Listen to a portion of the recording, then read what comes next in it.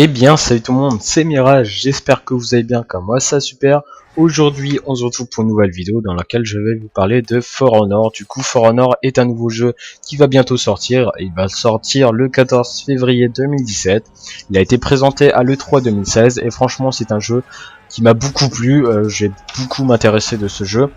Et c'est un jeu se déroulant durant le Moyen-Âge. Et franchement, ce jeu me plaît pas mal du tout. Vous avez qu'à voir des gameplays sur YouTube, il y aura sûrement un gameplay en fond avec le trailer, tout ça. Mais franchement, le gameplay est assez jouissif, il est assez pas mal. En fait, on sent qu'il y a de l'action. Et les combos, enfin il n'y a pas de combo quoi que ce soit, parce que il y a pas mal de jeux qui nous proposent aujourd'hui des combos, tout ça, alors que dans ce jeu, excusez-moi, on ne sent pas les combos, tout ça. Franchement, on voit les coups, enfin c'est vraiment pas mal. Je sais pas comment vous expliquer ça, mais c'est pas mal. Du coup, dans ce jeu, en fait, il y a trois factions. Il y a la faction chevalier, la faction samouraï et la faction viking. Franchement, c'est pas mal. Nous proposer trois factions, il y a plusieurs combats, tout ça. Ça doit être le feu. Franchement, ça doit être le feu. Que ça soit en campagne ou en multijoueur, parce que oui, ce jeu sera doté d'un multijoueur et d'une coopération. Du coup, durant le multijoueur, ce sera du 4 contre 4. Et pourquoi pas plus de joueurs? Eh bien tout simplement parce que le reste sera dédié à des bots pour rendre pour être vraiment au cœur du combat. Je sais pas si vous me comprenez bien. Mais franchement c'est pas mal. Que ce soit comme ça, du 4 contre 4, franchement c'est pas mal, parce qu'après tout le reste ce sera des bots et ça sera des soldats lambda. Nous on aura des personnages vraiment puissants et ça doit être le feu quand on doit se combattre. Je sais pas si vous vous imaginez, mais vous combattez avec d'autres joueurs, tout ça, enfin ça doit être vraiment bien.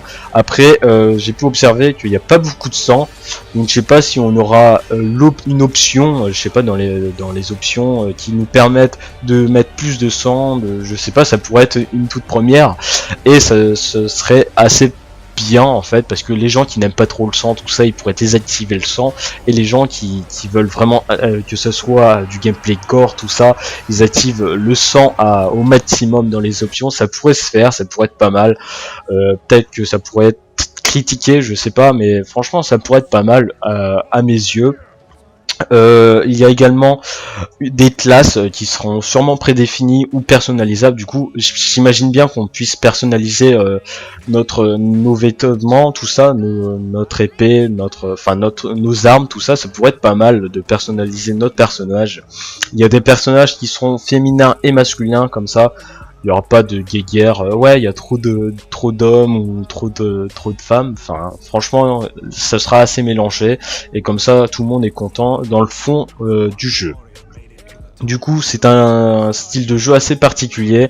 Je pense pas que ça sera le jeu de l'année, loin de là, parce que c'est un jeu avec un style assez particulier. On voit pas beaucoup de jeux dans le Moyen-Âge, tout ça, hein, vous voyez, parce que la plupart des jeux maintenant, il y a pas mal d'FPS.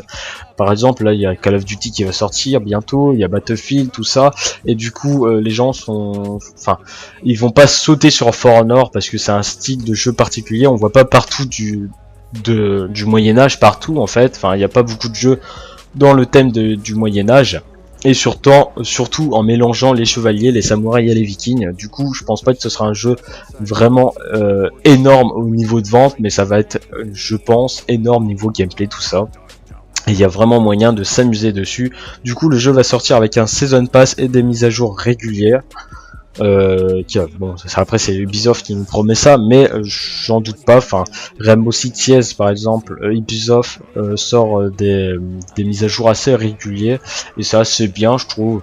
Mais voilà, du coup il y a plusieurs packs. Il y a 3 packs dans le jeu qui va sortir. Du coup il y a l'édition standard, où vous avez simplement le jeu. Il y a la Gold Edition à 99 € avec le jeu inclus en le pack Deluxe Digital et le Season Pass, et le troisième pack Deluxe Edition où vous avez une bande son du jeu, le jeu, la lithographie exclusive, et bien sûr vous avez pas le Season Pass, c'est dans l'autre pack. Du coup voilà, je pense avoir fait le tour à propos de ce jeu. Franchement ce jeu m'intéresse beaucoup, je sais pas si c'est également pareil pour vous, mais franchement ce jeu a une bonne ambiance, ça change des jeux qui se passent dans les années modernes, tout ça, ou dans les années futuristes. Hein. Franchement j'aime bien, dites-moi ce que vous en pensez dans les commentaires. Moi je vous dis à la prochaine pour d'autres vidéos, suivez-moi très bien de près parce qu'il y a plein d'autres vidéos qui vont sortir à propos de l'E3, des nouveaux jeux, tout ça. Moi je vous souhaite je vous souhaite bonne soirée et je vous dis à la prochaine, ciao.